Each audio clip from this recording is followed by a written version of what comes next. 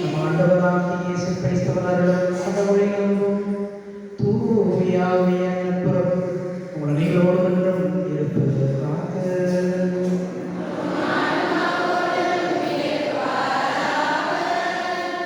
இயேசுவுக்குள்ளே பிரியமான சகோதர சகோதரிகளே, தலைவன் நீரோடைகளை நாடித்திருந்த போது ஆண்டவரே, என் இதயம் உம்மை நாடுகிறது என்ற சங்கீத ஆசிரியருடைய அந்த வார்த்தைகளை சில இடத்திலே மனதிலே ஏற்றியிருக்கிறார். அவருடைய சமூகத்திலே மீண்டும் ஒரு ஞாயிறு பதியிலே பங்கெடுக்க ஒன்றாக முடிந்திருக்கிறோம்.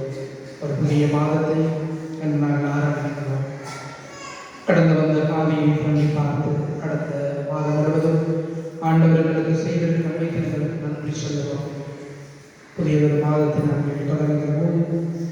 எங்களுடைய செயல்பாடுகள், நாங்கள் எடுக்கிற முயற்சிகள், எல்லா காரியங்களும் ஆண்டவருடைய நல்ல கிருபை நம்மோடு செயலாற்ற வேண்டும் என்று சொல்லி தூய பணிகளை நாங்கள் கேட்போம். எங்களுடைய பிள்ளைகளுடைய கல்விவான் தொழில்துறைகளிலே நாங்கள் எடுக்கக்கூடிய முயற்சிகள், நாங்கள் செய்கின்ற பயணங்கள் எல்லாவற்றிலும் ஆண்டவருடைய கிருபை நம்மை தாக்க முடியாது கொண்டாடுவோம். எங்கள் ஒவ்வொருடைய குடும்பங்களை ஆண்டவருடைய கரங்களை போகிறது அவருடைய ஆற்றலை வல்லமையை வேண்டி இந்த தூய பள்ளியை தந்துள்ளோம். சகோதர சகோதரிகளை பள்ளியப்படுத்த நாங்கள் தகுதி பெறும் பொருட்டு எங்களுடைய குறைபற்றங்கள், பாவங்கள், பலவீனங்களை ஏற்றுக்கொண்டு கருதி ஆண்டவருடன் மன்னிப்பு பெறுகிறோம்.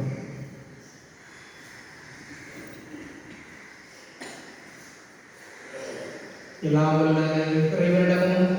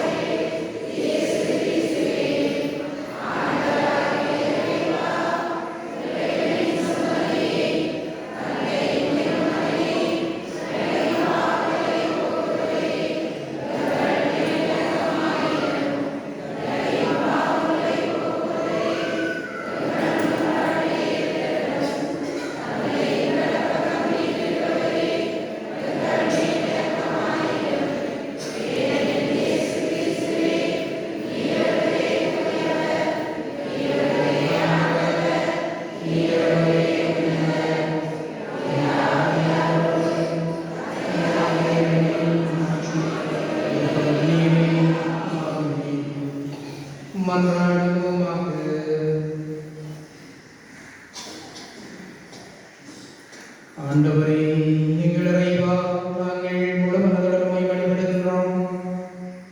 அவ்வாறு எல்லா மக்களையும் நேரிய விடத்துடன் செய்யவும் எங்களுக்கு அருள்வீராக. மோடு தூயாவியார் பிள்ளைகளாக என்றும் வாழ்ந்து ஆட்சி செய்கின்றோம். எங்கள் ஆண்டவர் உடைய திருச்சிதமாகி இயேசு கிறிஸ்து வழியாக மன்றாடுகின்றோம்.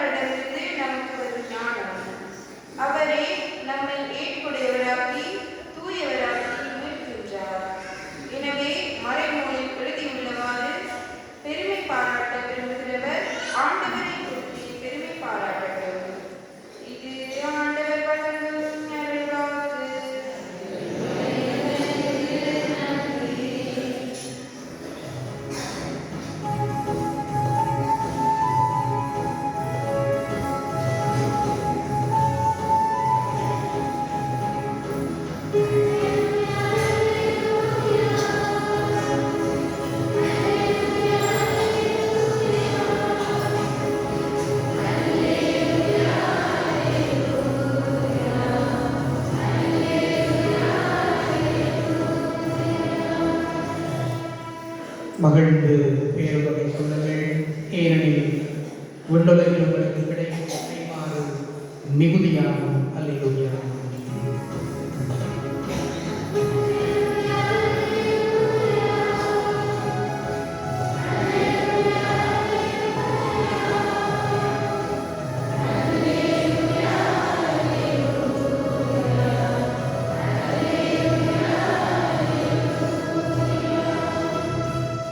ஆண்டவர் உங்களோடு இருப்பாராக. தூய மத்தேயுடைய செய்தியிலிருந்து வாசகம். தூய மத்தேயுடைய செய்தி அதிகாரம் 5:1 முதல் 12. இயேசு மக்கள் கூட்டத்தை கண்டு மலை மீது ஏறியவர் அவருடைய சீடர் அவர் அருகே வந்தனர். அவர் திருவாயில் மலர்ந்து கற்பித்தவை ஏழையரின் உள்ளத்தோர் பேறு பெற்றோர், ஏனெனில் விண்ணரசு அவர்களுக்குரியது. துயருவோர் பேறு பெற்றோர், ஏனெனில் அவர்கள் ஆறுதல் பெறுவர். கனிவுடையோர் பேறு பெற்றோர், ஏனெனில் அவர்கள் நாட்டை உரிமை சொத்தாக்கிக் கொள்வர். நீதி நிலைநாட்டு வேட்கை கொண்டோர் பேறு பெற்றோர், ஏனெனில் அவர்கள் நிறைவு பெறுவர். இரக்கமுடையோர் பேறு பெற்றோர், ஏனெனில் அவர்கள் இரக்கம் பெறுவர். தூய்மையான உள்ளத்தோர் பேறு பெற்றோர், ஏனெனில் அவர்கள் கடவுளை காண்பர். அமைதி ஏற்படுத்துவோர் பேறு பெற்றோர், ஏனெனில் அவர்கள் கடவுளின் மக்கள் என அழைக்கப்படுவார்கள். நீதியின் பொருட்டு துன்புறுத்தப்படுவோர் பேறு பெற்றோர், ஏனெனில் விண்ணரசு அவர்களுக்குரியது. என் பொருட்டு மக்கள் உங்களை இகழ்ந்து துன்புறுத்தி உங்களை பற்றி இல்லாதவை பொல்லாதவை சொல்லும்போது நீங்கள் மகிழ்ந்து பேறு வகை கொள்ளுங்கள். ஏனெனில் விண்ணுலகில் உங்களுக்கு கிடைக்கும் கைமாறு மிகுதியானது என்றார்.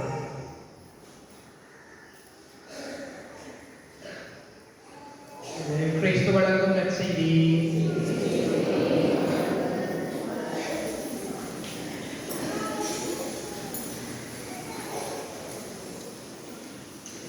ஏழையரின் உள்ளத்தோர் பேறு பெற்றோர், ஏனெனில் விண்ணரசு அவர்களுக்குரியது. இயேசுவுக்குள்ளே பிரியமான சகோதர சகோதரிகளே, கடவுளுடைய இதயம் எப்பொழுதுமே ஏழைகள் சார்பாக இருக்கிறது. ஏழைகள், கைவிடப்பட்டவர்கள், அல்லது யாரெல்லாம் சமூகத்திலே யாராலும் கவனிக்கப்படாமல் இருக்கிறார்களோ, நிற்கதியான நிலையில் இருக்கிறார்களோ, அவர்கள் கடவுளுடைய நெஞ்சத்திற்கு நெருக்கமாக இருக்கிறார்கள். கடவுள் ஏழைகள் மால் செயல்படுத்தப்படாமல் இருக்கிறார் என்பதை என்னுடைய இறைவார்த்தைகள் மூன்று வாசகங்கள் சொல்லுகிறது. அதனுடைய உச்சம் திருப்பாடல் அழகாக சொல்லுகிறது. ஏழையரின் உள்ளத்தோர் பேறு பெற்றோர், ஏனெனில் விண்ணரசு அவர்களுக்குரியது என பதிலுரை பாடலை நாங்கள் பார்க்கிறோம். ஆண்டவர் பார்வையற்றோரின் கண்களை திறக்கிறார், தாழ்த்தப்பட்டோரை உயர்த்துகிறார். வாழ்க்கை யாரெல்லாம் தேவையில் இருக்கிறார்களோ, தனிமையில் இருக்கிறார்களோ, கைவிடப்பட்ட நிலையில் இருக்கிறார்களோ, அவர்களோடு அவர் ஐக்கியம் கொள்கிறார். கடவுளுடைய உறவு, அவருடைய தேடல் யாரை கண்ணோக்குகிறது என்று சொன்னால் எளிமையான தேவையில் இருக்கிறது.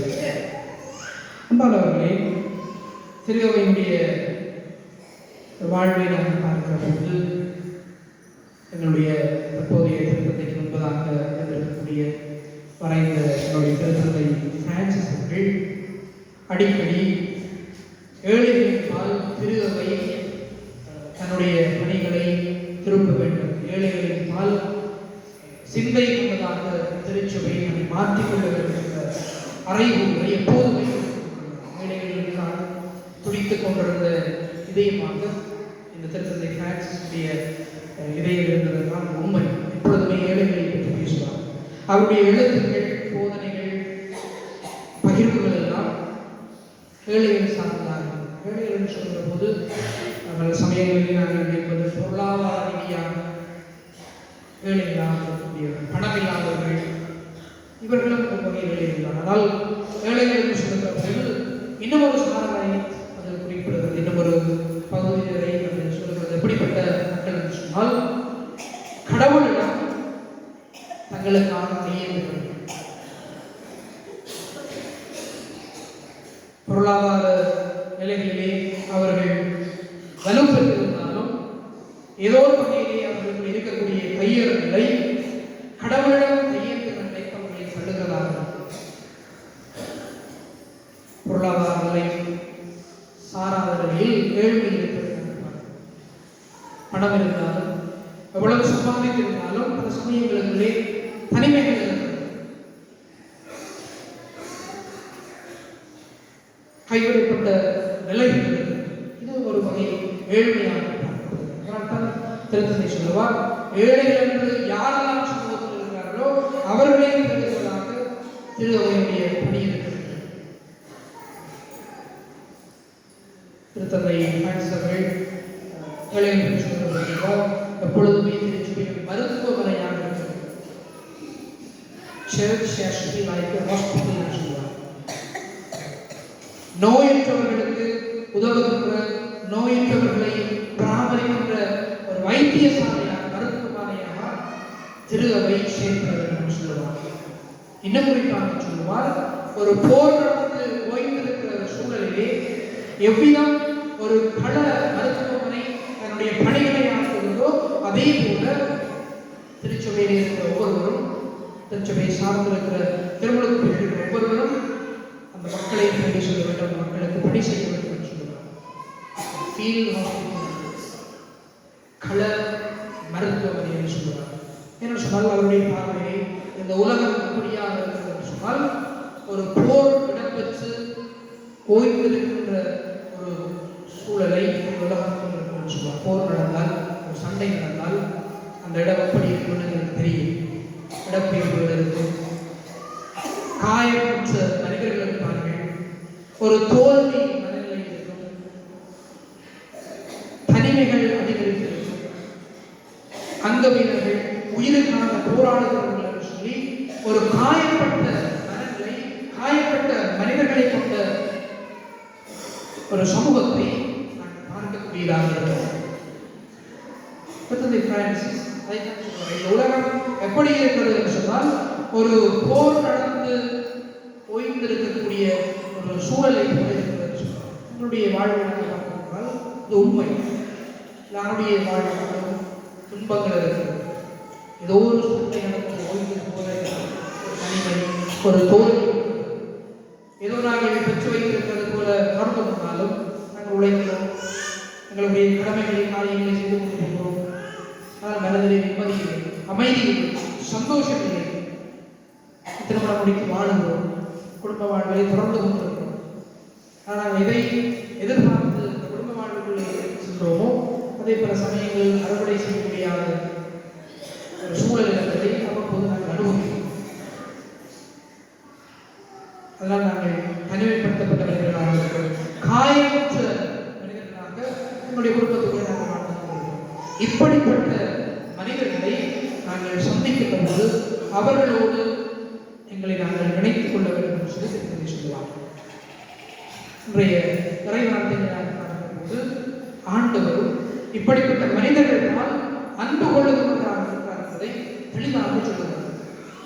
8 பேர்கள் எங்களுக்கு கொடுக்கப்படுகிறது.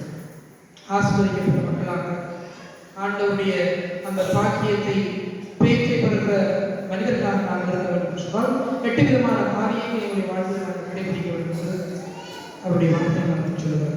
அழகான போதனை மலை பொழிவது நாங்கள் சொல்லுவோம். இயேசு மலையிலே ஏறி இருந்து தன்னுடைய சீடர்களுக்கு மக்களுக்கு போதிக்கிறார்.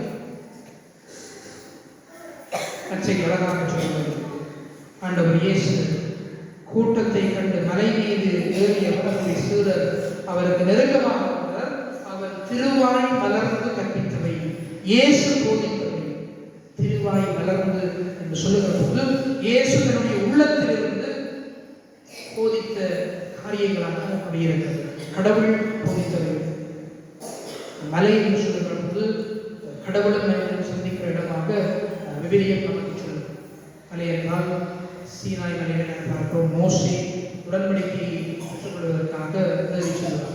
அங்கு கடவுளுடைய பரிசுத்தத்தை அவருடைய குரலை கடவுளை தரிசிப்பார். என கார்மல் மலையிலே எலியா கடவுளை சந்திக்கிறதை அவருடைய குரலை கேட்கிறதை இயேசு தாபோர் மலை மருத்துவமாக அந்த மாபெரும் மலை. மலை என்றால் கடவுளும் மனிதனும் சந்திக்கின்ற உன்னதமான ஒரு வெளிப்பாடு இடம். இந்த மலையில் இருக்கும்போது இயேசு தன்னுடைய மக்களுக்கு போதிக்கிறார் சொன்னால் இந்த 8 பேர்களும் இயேசுடைய போதனைகள் கடவுளிடமிருந்து வருகின்ற வாழ்வின் படிப்படியாக மதிப்பிடுகிறார்கள். அப்படி என்ன சொல்லுகிறது இந்த போதனைகள்? நாங்கள் எளிய மனம் கொண்டவர்களாக இருக்க வேண்டும், கனிவு கொண்ட மனிதர்களாக இருக்க வேண்டும். இந்த உலகத்துக்கு ஆசீர்வாதம், இந்த உலகத்துக்கு பேருடையதாக இருக்கிறது எது என்று சொன்னால், நாங்கள் இந்த மலைப்பொழிவின் போதனைகளை கை கொள்ளுகின்ற மனிதர்களாக மாறப்படுவோம். யாரிடம் இரக்கம், யார் இரக்கமுள்ள இதயம் கொண்ட மனிதர்களாக இருக்கிறார்களோ, கனிவு கொண்ட இதயத்தை கொண்ட பிள்ளைகளாக இருக்கிறார்களோ, அவர்கள் கடவுளுடைய இரக்கத்தை, கனிவை, ஆசீரை பெற்றுக் கொள்கிறார்கள். இன்றைக்கு கனிவு, இரக்கம் எங்களுடைய மனதிலே இருக்கிறதா? பல நிலையில் நாங்கள் படித்திருக்கலாம், பல சமூக அந்தஸ்துகளை பெற்றிருக்கலாம், உலக பார்வையிலே நாங்கள் மற்றவர்கள் பேசுகிறபடியாக ஏதோ நன்றாக இருக்கிறது போல இருக்கலாம். ஆனால் ஆண்டவருடைய ஆசையை நாங்கள் பெற்றிருக்கிறோமா? எங்களை பார்த்து நாங்கள் கேட்க வேண்டிய கேள்வி. உலகத்துடைய பார்வை வித்தியாசமானது, ஆனால் ஆண்டவருடைய பார்வை, அவருடைய சிந்தனை வித்தியாசமாக இருக்கிறது. அவர் சொல்லுகிறார், துயருவோர் பேறு பெற்றோர், கனிவுடையோர், இரக்கம் கொண்டோர், இப்படியானவர்கள் பேறு பெற்றவர்கள், ஆசீர்வதிக்கப்பட்டவர்கள். காரணம், அவர்கள் தான் முன்னரசுக்குரிய பிள்ளைகளாக இருக்கிறார்கள். தங்களுடைய பாடசாலையிலே ஒரே வகுப்பிலிருந்து பெற்றுக்கொண்டதால், ஒரே மேசையிலிருந்து படித்ததால் அவர்கள் இருவர் நண்பராகிறார்கள், 2 சிறுவர்கள். ஆனால் இந்த 2 சிறுவர்களுக்குள்ளே ஒரு வித்தியாசம் அவருடைய குடும்பத்தில். ஆனால் நண்பர்களாக இருந்தால் 20 வாசல்களில் இருக்கிறார்கள். ஒருவருடைய குடும்பம் எப்படியாக வசதிகள் வாய்ப்புகளோடு இருக்கிறதாக இருக்கிறது. இன்னும் மற்றவருடைய குடும்பம் சாதாரண ஏழ்மையான குடும்ப பின்னணியை கொண்டதாக இருக்கிறது. இந்த 2 சிறுவர்களும் தங்களுடைய பள்ளி காலத்தை நன்றாக படிக்கிறார்கள். ஏழ்மை, செல்வம், வசதி, வாய்ப்பு இவற்றை அவர்கள் பின்னணியாக இருந்தாலும் தங்களுக்குள்ளே நட்பை அவர்கள் வளர்த்துக் கொள்கிறார்கள்.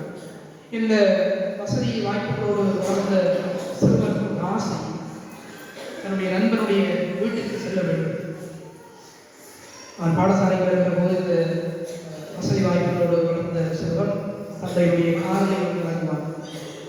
ஆடம்பரமான வீட்டிலிருந்து அவன் பாடசாலைக்கு வருவான். நட்பில் இவர்கள் இணைகிற பொழுது அவர்களுக்கு ஒரு புரிதலுக்கு ஒரு விட்டுக் கொடுப்பு, ஒரு பாச பிணைப்பு ஏற்படுகிறது.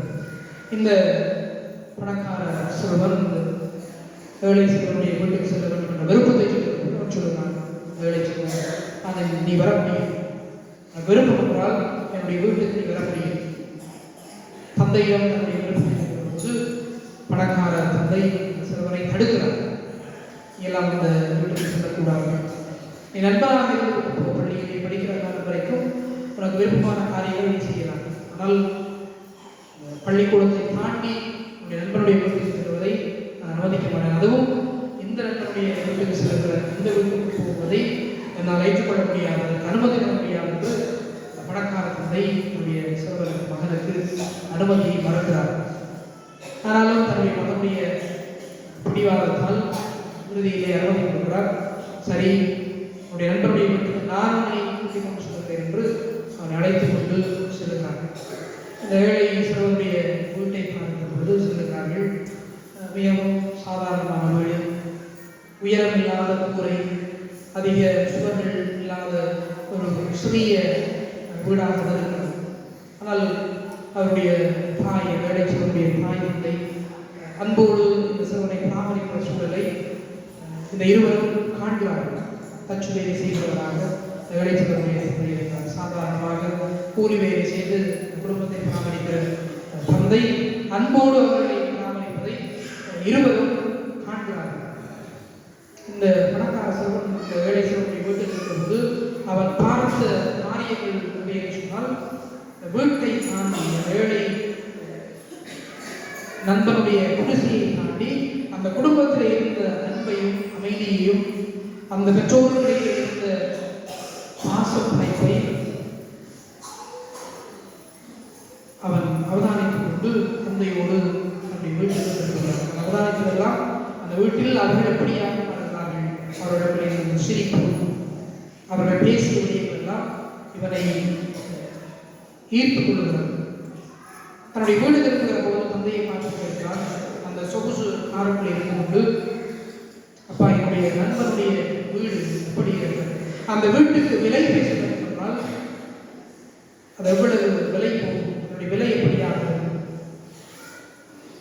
அந்த தந்தை ஆச்சரியப்பட்டிருக்கிறார். உனக்கு பெரிய வீடு இருக்கிறது, ஆடம்பரமான வீடு இருக்கிறது, என்னுடைய நண்பனுடைய வீட்டை பற்றி எதற்காக நீ பேசுகிறாய்? அப்படி அந்த சிறுவன் சொல்லுகிறான், அந்த ஏழை குடிசையை அந்த வீட்டை பற்றி பேசுவதற்கு பதிலும் அந்த வீட்டிலே விலை மதிக்க முடியாத ஒரு காரியத்தை நான் பார்த்தேன். அது என்னென்னு சொன்னால் அவர்களுக்குள்ள இருந்த அந்த மகிழ்ச்சி, சந்தோஷம். தந்தை ஆச்சரியப்பட்டு போகிறார். தான் சம்பாதித்தவை, தேடியவை, தன்னுடைய மகனுக்கு கொடுக்காத சந்தோஷத்தை இந்த சாதாரண ஏழை மகனுடைய அந்த குடும்பத்திலே அவர் கண்டுகொண்டார்.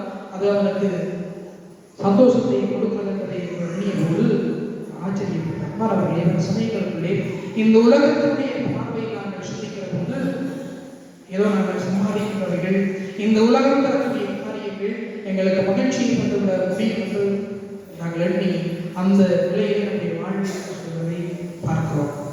ஆண்டவருடைய வார்த்தை சொல்வது, எளிய மனம் கொண்ட பிள்ளைகளாக, தன்னுடைய வார்த்தையை நம்பிக்கை கொண்ட பிள்ளைகளாக நாங்கள் இருக்கிற பொழுது அவர் கொடுக்கிற அந்த பேச்சை ஆசீர்வாதமாக பெற்றுக் கொள்ளுகிறோம். ஏழை சிலருடைய குடும்பத்தை பார்க்கும்போது சாதாரண குடும்பமாக இருந்தாலும் அவர்கள் கடவுளிலே நம்பிக்கை கொண்ட குடும்பமாக இருப்பதை அந்த சம்பவத்திலே காணக்கூடியதாக.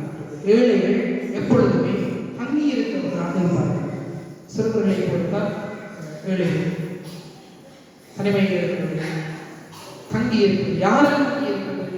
படைத்தவர்களே தங்கி இருக்கின்ற நாங்கள் எங்களை கேட்டு பார்ப்போம்.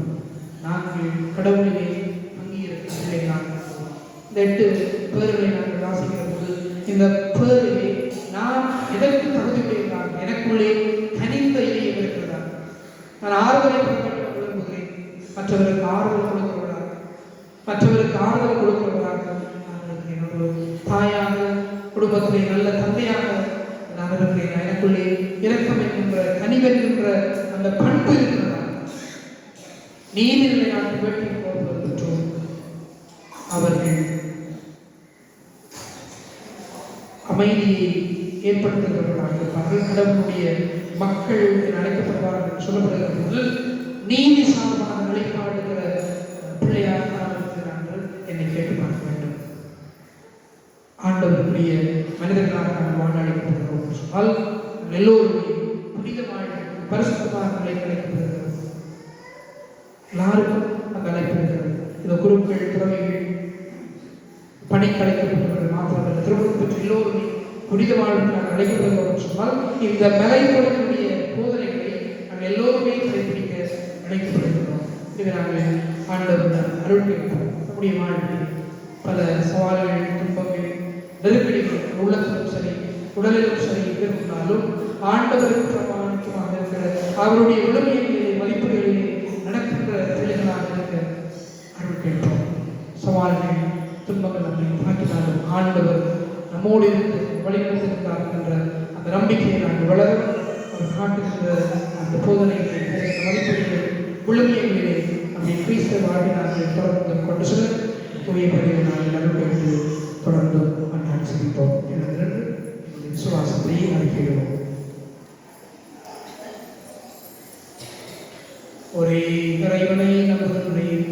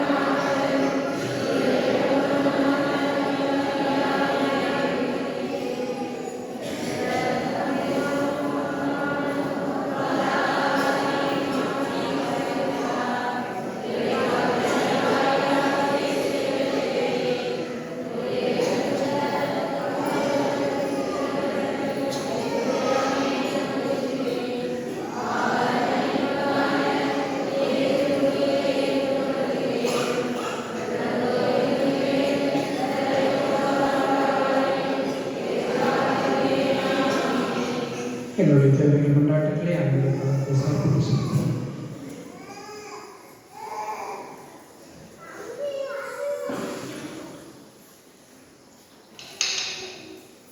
வழிநடத்தும் நாயகனே இறைவா, திருநெல்வேலியில் பணிபுரியும் ஆயர்கள், துறவிகள், பொதுநிலை பணியாளர்கள் அனைவரும் நற்செய்தியின் விழுமியங்கள் மற்றும் விண்ணரசின் மதிப்பீடுகளின்படி செயல்பட்டு மக்களை விசுவாச பாதைக்கு செல்ல தேவையான உடல்நல சுகத்தையும் ஆன்மீக நலத்தையும் கொடுத்து காத்து வழிநடத்த வேண்டும் என்று இறைவா உம்மை மன்றாடுகின்றோம்.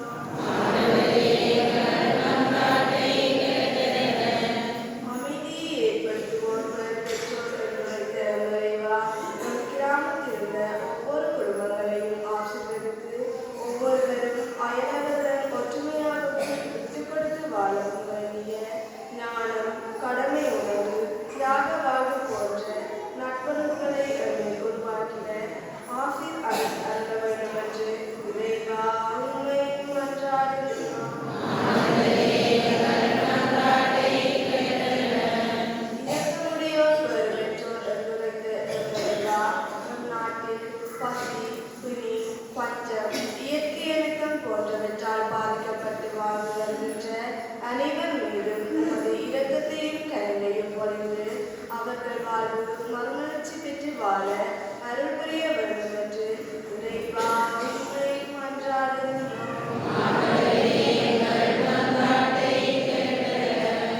ஞானத்தின் ஊற்றி இறைவா, இன்று நீர் நமக்கு தந்த இறைவார்த்தைக்காக உமக்கு நன்றி கூறுகின்றோம்.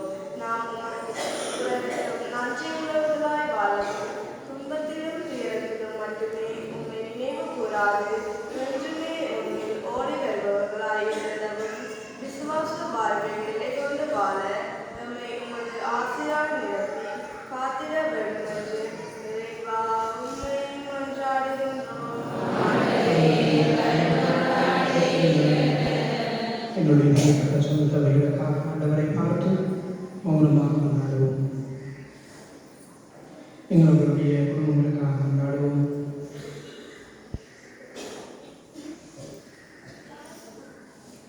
பல்வேறுபட்ட நோய்களோடு வியாதிகளோடு வாழ்கிறவர்கள், தனிமையை விரக்தியிலே இருக்கிறவர்கள் ஆண்டவருடைய அடைக்கலத்தை ஆறுதலை பெற்றுக்கொள்ள வேண்டும் என்று சொல்லியவர்களுக்காக கொண்டாடுவோம்.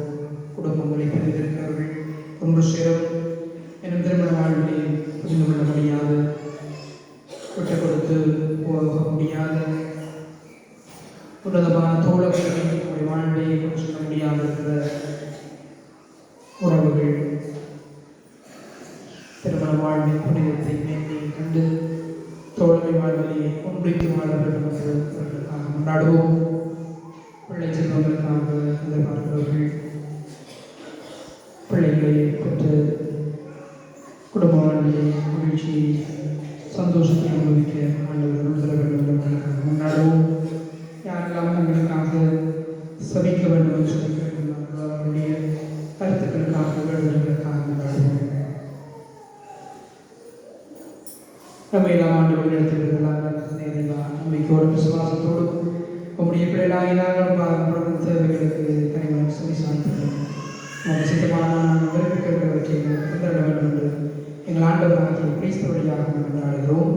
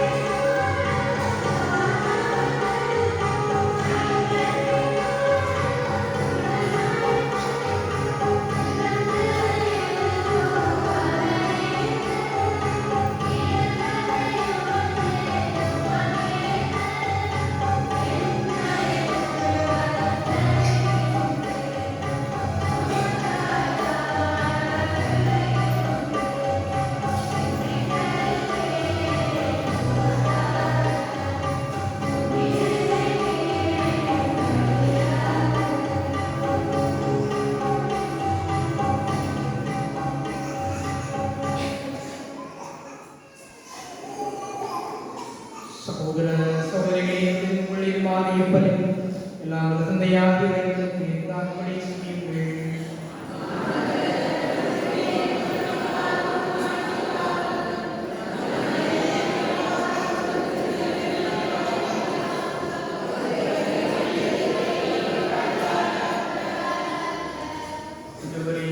எங்கள் பணிகளை காணிக்கையாக உடைய இடத்துக்கு கொண்டு வருகிறோம். இவற்றை கனிவுடன் ஏற்று என்னுடைய மீட்பின் அருளடையாளமாக மாற்றுவீராக. எங்கள் ஆண்டவராகிய கிறிஸ்து வழியாக நாடுகின்றோம். ஆண்டவர் உங்களோடு இருப்பாராக. எங்களை மேலே எழுப்புங்கள். ஆண்டவருக்கு நன்றி கூறுவோம். ஆண்டவரே, தூயவரான தந்தையே, மகன் இயேசு கிறிஸ்து வழியாக என்னாலும் அவ்விடத்திலும் நாங்களும் நன்றி செலுத்துவது மெய்யாகவே தகுதியும் நீதியுமாக உங்கள் கடமையும் மேற்கொரிய செயலுமாகும். உம்முடைய வார்த்தையால் ஒரு வழியாக அனைத்தையும் படைத்தீர். அவரை மீட்பராகவும் இடைத்தவராகவும் உங்களுக்கு அனுப்பினீர். அவர் தூயாவியார் உடலெடுத்து கன்னிமரியாவிடமிருந்து பிறந்தார். அவருடைய திருமணத்தை நிறைவேற்றி புனித மக்களை எமக்கு பெற்றுத்தர தம் கைகளை விரித்து பாடுபட்டார். இவ்வாறு அவர் சாவை வென்று உயிர்ப்பை வெளிப்படுத்தினார். ஆகவே வாழ்ந்தோடு பிறரோடும் சேர்ந்து நாங்களுடைய ஆட்சியை போல் துரைத்து ஒரே குரலாய் சொல்வதாவது: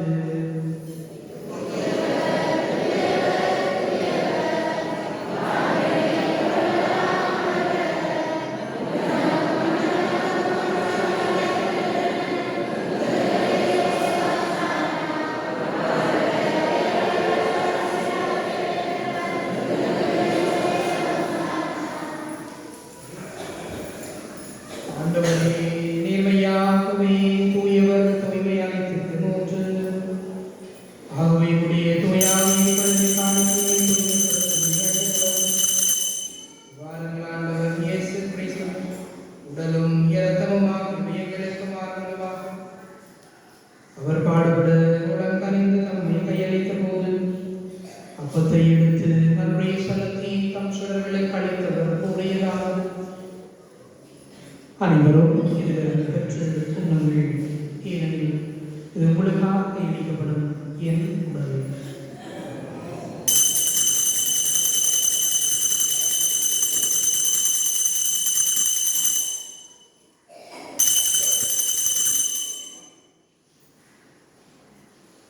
வண்ணமே இரவரும் தேர்ந்தியவின் கிண்ணத்தை மடுத்து நன்றி செலுத்தி தம் சுடர்களுக்கு அளித்தவர் கூறியதாவது: அனைவரும் இதிலிருந்து பெற்று பருகுங்கள், ஏனெனில் இது புதிய நிலையான உடன்படிக்கைக்குரிய இரத்தத்தின் கிண்ணம்.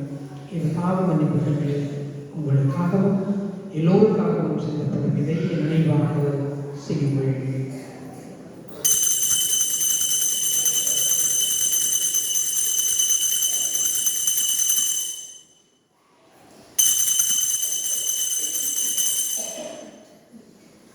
நம்பிக்கையின் மறைபொருள்.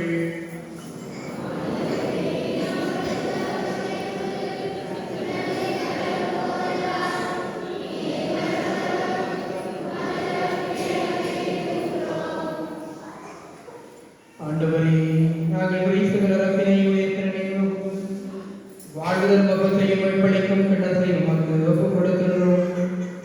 உங்கள் நின்று உமக்கு ஊழியமுறைய தொந்தரவுடனே ஏற்றுக்கொண்டீர். எனவே உமக்கு நன்றி செலுத்துகின்றோம். மேலும் கிறிஸ்துவின் உடலிலும் இரத்தத்திலும் பங்கு கொள்ளும் உங்களை தூயாவியார் சேர்க்க வேண்டும் தாழ்மையுடன் நாடுகின்றோம். இறைவா, உலகெங்கும் பரவியிருக்கும் உம்முடைய திருவை அழைத்துக் கொள்கிறோம். எங்கள் திருத்தந்தை 14ஆம் லியோ, எங்கள் ஆயுத ஞான பிரகாசம் ஆண்டவை ஓய்வினடையாளர்கள் எல்லா திருநடைகளோடும் உம்முடைய திருவை அருள் நிறைவு பெற செய்திடம். மேலும் உயிர்த்தெழும் குழந்தைகள் சகோதரர் சகோதரிகளையும் பரந்து அனைவரையும் இறக்கத்துடன் நினைவு கூர்ந்து உம்முடைய திருமொழியுடைய சிந்தரும் அனைவர் மீதும் இறக்கமாயிரும்.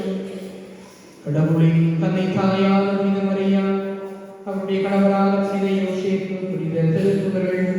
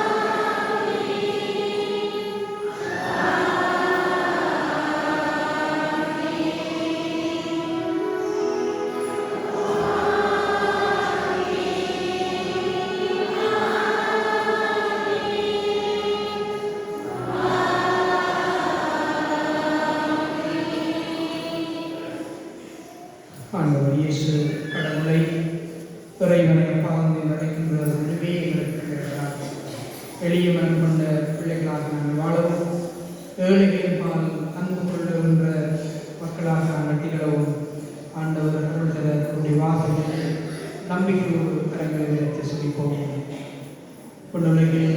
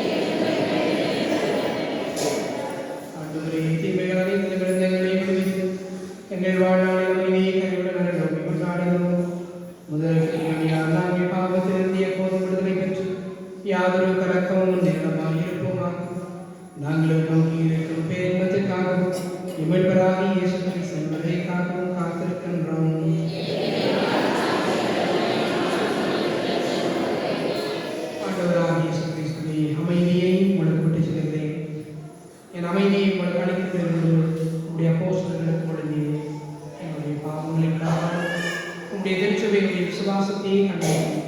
நம்முடைய திருவிழத்துக்கு ஏற்பதற்கு அமைதியையும் ஒற்றுமையும் அளிக்கிற திருவிழம் கொள்வினார். என்னென்னும் வாழ்ந்து ஆட்சி செய்கின்றவர் நீரே. ஆண்டவருடைய அமைதி உங்களுடன் இருப்பதாக. ஒருவருக்கொருவர் ஆண்டவரையே செல்லுகிற அமைதியை உங்களோடு வைத்து உங்களுக்கு அமைதி.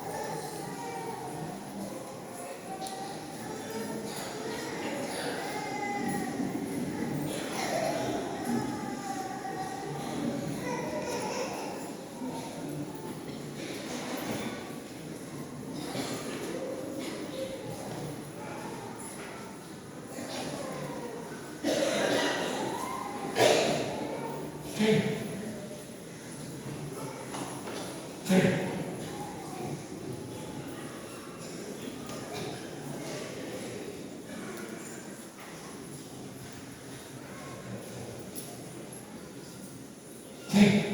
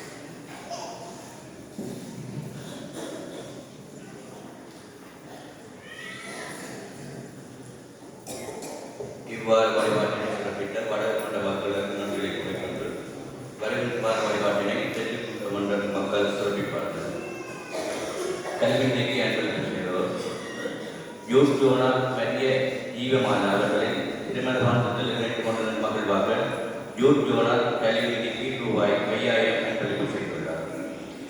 அமரர் சிவமாலை இயேசுதாசன் அவர்களின் விண்ணக வாழ்வின் 2ஆம் ஆண்டு நினைவாக குடும்பத்தினர் கல்வி நிதிக்கு ரூபாய் 10,000 அன்பளிப்பு செய்துள்ளனர். மறைந்த மணலை வலன்ஸ்டீனர் ஆண்டனிஸ் அவர்களின் விண்ணக வாழ்வின் 10ஆம் ஆண்டு நினைவாக பெற்றோர் வரதன் அன்புமணி லண்டன் கல்வி நிதிக்கு ரூபாய் 10,000 அன்பளிப்பு செய்துள்ளனர். ரொபின்சன் கடலுணவு வாணிபம் ஊடாக 5/1/2026 தொடக்கம் 24/1/2026 வரை 30,840 ரூபாய். செரிங்கன் கடலுணவு வாணிபம் ஊடாக 19/2/2020 தொடக்கம் 28/1/2026 வரை 3,630 ரூபாயும் மொத்த வரவாக 34,470 ரூபாய் அன்பளிப்பு செய்த நல்லுள்ளங்களுக்கு நன்றிகள். மண்டலில் உள்ள வீடுவாழ்வு கடத்தலால் சங்கத்திலிருந்து ஒரு அறிவித்தல். கடத்தலால் சங்கத்தின் காரியாலயத்திற்கு பணியாளர் தேவைப்படுவதனால் விரும்பியோர் தலைவரிடமும் செயலாளரும் தொடர்புபடுவோம். கணனை தொழில்நுட்பம் தெரிந்ததாக இருத்தல் வேண்டும். மாதாந்த ஊதியம் 40,000 ஆரம்பமாக வழங்கப்படும். ஆண் பெண் பிரிவாளர் விண்ணப்பிக்கிறார்.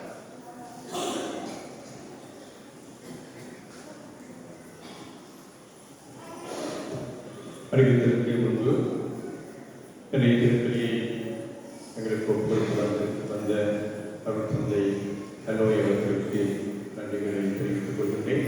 எங்கள் தந்தையுடைய இந்த மறைமுறையை பற்றி சில வார்த்தைகள் நான் உங்களோடு பேச விரும்புகின்றேன். இந்த பகுதிக்கு நான் வந்ததிலிருந்து ஒரு குருவானவருடைய முதன்மை பணி அதற்காக அவர் குருவானர் வருகின்றார்.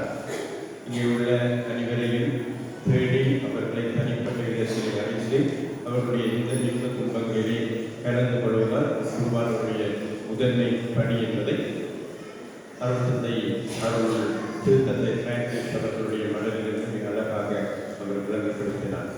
குருவானவர் தன்னுடைய பணி வாழ்விலை தன்னுடைய மனிதர்களை தெரிந்து கொள்ள வேண்டும்.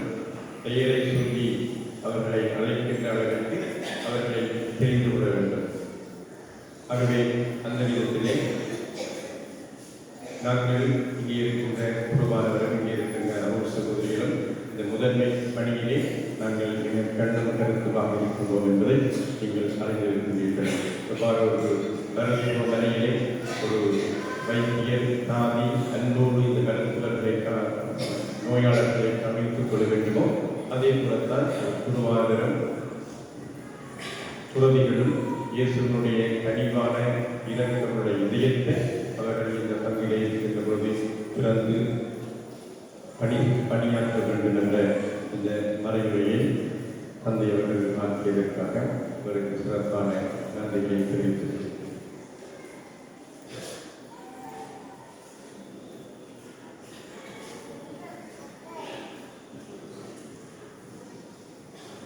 ஏற்கனவே நான் அறிவித்தது போல எங்களுடைய பங்கிற்கு புதிதாக அருள் சகோதரி பவுஸ்டினா குலாஸ் அவர்கள் இங்கே தன்னுடைய பணியை ஆரம்பித்திருக்கிறார். ஆகிய அனைவரும் அவரை அன்போடு இந்த முறையிலே வரவேற்றுக் கொள்வோம்.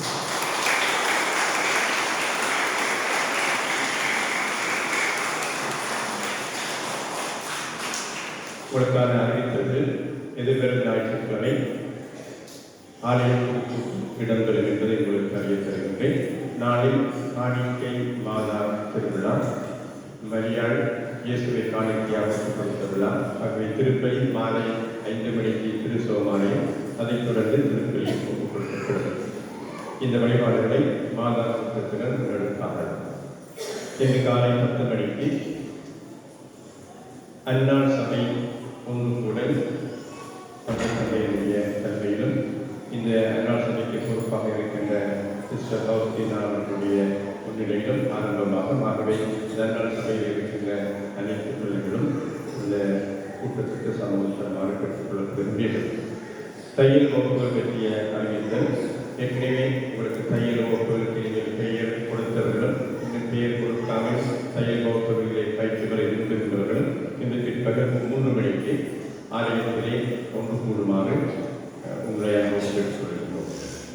அவர்களுடைய ஒன்று புகழ் காலை 10 மணிக்கு, மையாயிரம் சிறுவர் பிரசீரிய ஒன்று புகழ் மாலை 4:30 மணிக்கு நடைபெறும் என்பதை உங்களுக்கு தெரிவிக்கின்றேன்.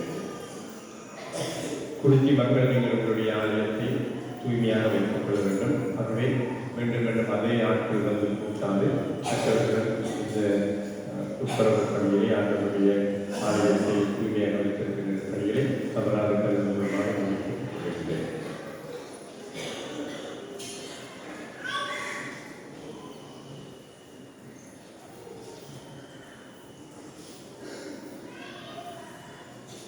திருமணக்குவல் பாஷையூர் புனித அந்தோமியார் கோவிலை சேர்ந்த கிறிஸ்துவத்தை பிலிப் ஜான்ஸ்டன் கைகாசலை தேவராணி இவர்களுடைய மகனாகிய கீர்த்தன், மண்டதீவு நிலையேறுவானவர் கோயிலை சேர்ந்த கிறிஸ்தவர்களை Francis Paulose, Justin Kingsley, Celestine Christabel இவர்களின் மகளாகிய தனோஜிகா இவர்களுக்கு திருமண வாழ்த்துகிறார்கள். இத்திருமணத்திற்கு அருட்தந்தை பாஷையோர் பங்கு தந்தை ஜேம்ஸ் அவர்கள் உத்தரவு பெற்றிருக்கின்றார். இந்த திருமணத்திற்கு ஏதாவது முறையில் இருக்குமாயின் பங்கு தந்தைக்கு அறியத்தமாக உங்களை கேட்டுக்கொள்கிறேன்.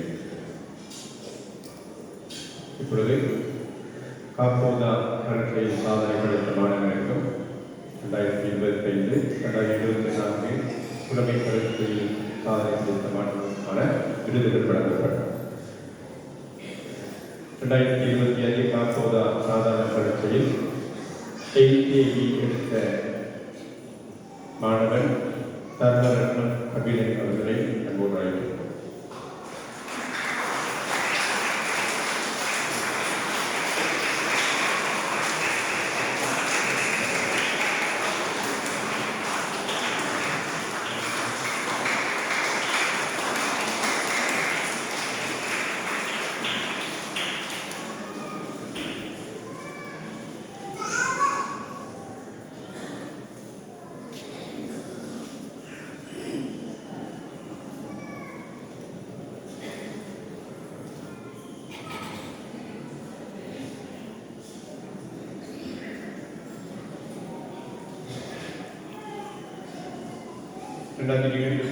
ஆண்டில் நடைபெற்ற புலமையல் பரீட்சையில்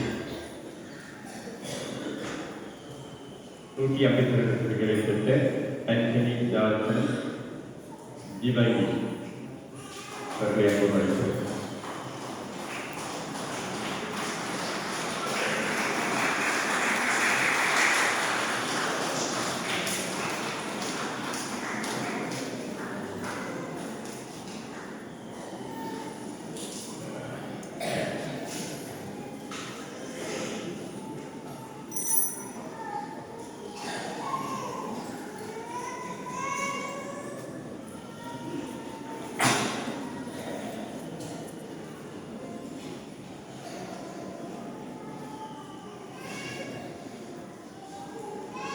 जूट रवींद्रन डियो 140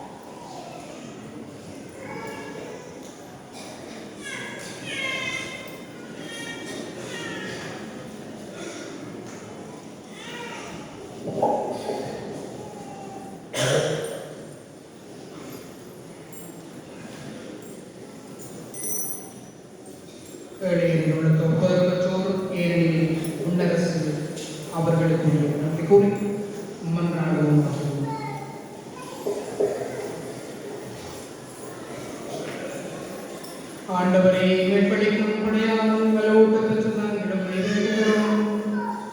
அதனால் முடிவில்லாத மீட்பின் உதவியால் உண்மையான நம்பிக்கை என்றும் வளர்ச்சி உற செய்கிறார்.